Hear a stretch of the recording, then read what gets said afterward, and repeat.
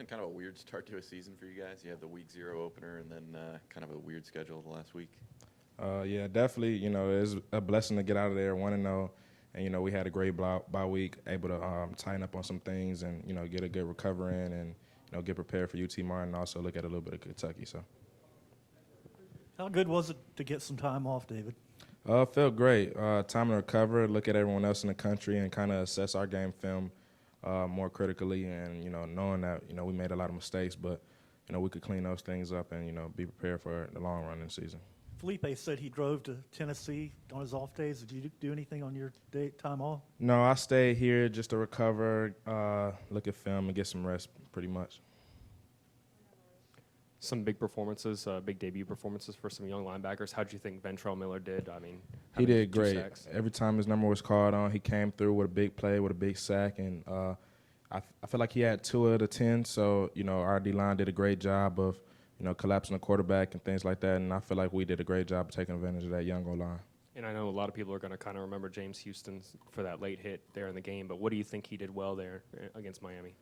I feel like he's a really good player, and when he comes in the game, I feel like he has a great impact, and he just made a mental mistake, and I feel like that's something that he got to just grow on, and as being an older guy, he got to understand not put the team in that predicament, but he'll be okay. Did you say anything to him after that, or did you just kind of let him?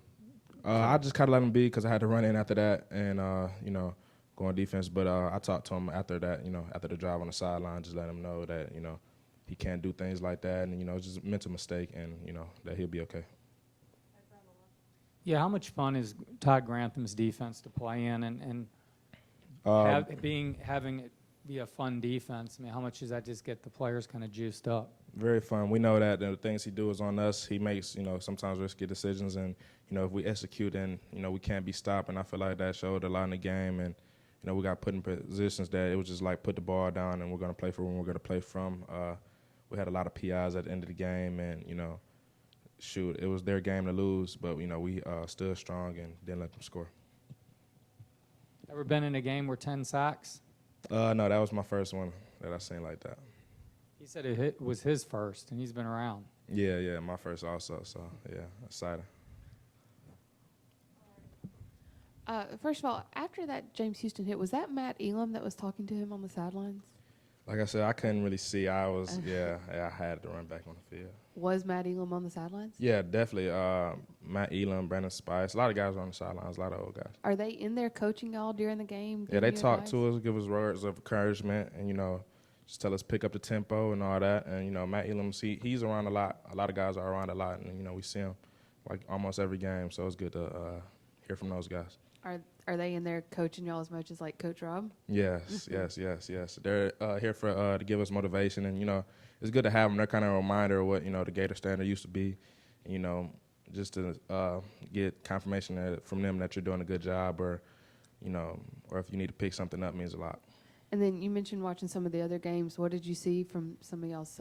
I mean, I know you're not game planning yet, but what did you see from Kentucky, Tennessee? Anything it was just out? interesting. I just know that that we have probably an elite program in college football right now, and I feel like talent to talent, we could put up with anybody. David, going back to Ventrell sacks, I think both of them were ones where he was kind of key in the back. If he stayed in pass pro, he would blitz. What's the key to kind of timing those up? It's all about the D-line getting pressure on the edges, quarterback stepping up, and shooting your shot at the right time. He did a great job in both of his sacks, and our D-line as a whole did a great job, and our coverage also. Like, you got to have everything to get a play like that. So that's the main thing people don't see in sacks. So a lot of our sacks that our DNs had, we still got Marco, we still got CJ on the edges, probably locking stuff down and making it hard for a quarterback to make a quick read. How important are like when guys emerge like James Houston, Ventrell Miller, Jeremiah Moon, in terms of allowing the defense to be more versatile and flexible with the guys on the field? It's important to the program, and also keeping guys fresh on the field. It lets the program is still going to be okay when everyone leaves and the program is still heading in the right direction. Those are young guys that's going to lead the team next year, and they're going to be ready next season to be the starting linebackers. David, I know a veteran like you may not need a kick in the head, but when you see a Georgia State beat Tennessee the way it happened, is that something that maybe you or the coaches can talk to maybe some of the young players about, given the situation this week? Yeah, we definitely know that, definitely had scares like Vanderbilt almost, last year. And, teams like Georgia State, very good teams with very good athletes. So people got to understand you can't take any team for granted. And, I feel like we have enough seniors on our team to, know how important it is to, be 1-0 every week. So. The missed tackling against Miami, I think the official count was at 20. What would you attribute that to, and how much of a conversation was that this week, getting that cleaned up? It was big during practice. It was just issue about running to the ball, getting the first game jitters out. We'll be fine. In practice, our practice picked up, and our thud and the ball carrier picked up, and how we run to the ball. So it's going to improve all throughout the season. How tough of a balance is that, making sure that in practice you're physical enough to simulate live tackling while also not trying to get anyone hurt? Very important, because you can never get a full game rep in practice, even though you could come as close as you can. You don't want to hurt your teammates, or you don't want to fall on the ground and, roll up on somebody. So it's a little different. So just game reps are, a little different. So.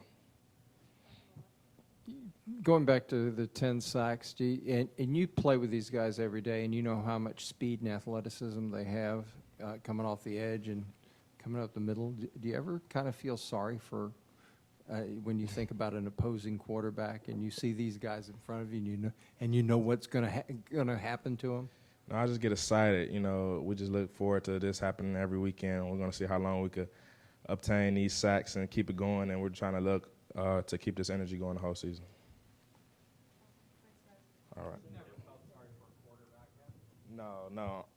Only quarterback I probably only felt sorry for was probably last year at Tennessee, because he looked like he had enough by the second half. So.